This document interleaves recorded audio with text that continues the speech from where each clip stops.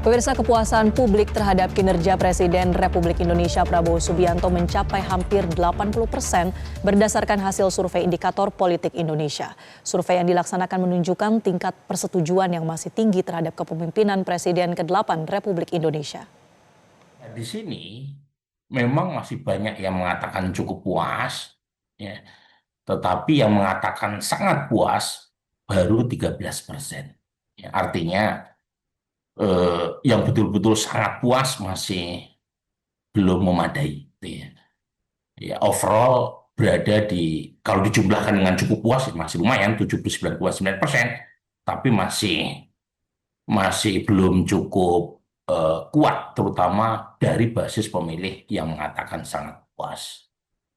Nah, kalau kita lihat dari data berdasarkan demografi, itu pemilih Pak Prabowo yang sangat puas, ya, itu terutama dari etnik.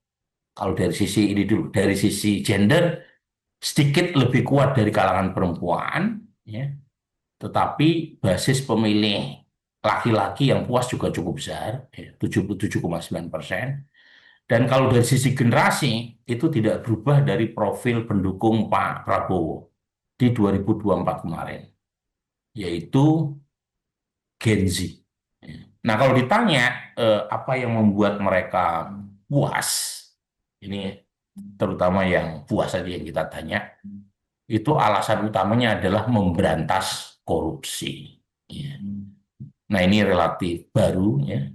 Sebelumnya Pak Prabowo umumnya dianggap tegas sebagai faktor yang membuat dirinya dipersepsi baik atau puas, ya, di mata pemilih. Belakangan sejak Oktober 2025, itu variabel yang dianggap paling banyak menentukan kepuasan di kalangan mereka yang puas sama Pak Prabowo itu memberantas korupsi. Yang kedua, sering memberi bantuan. Nah, ini juga relatif baru, ya.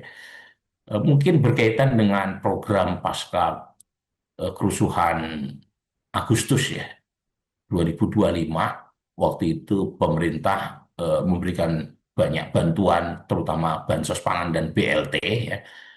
Ini juga mulai muncul, ya, yang menjadi variabel mengapa mereka warga itu. Jelajahi cara baru mendapatkan informasi. Download Metro TV Extend sekarang.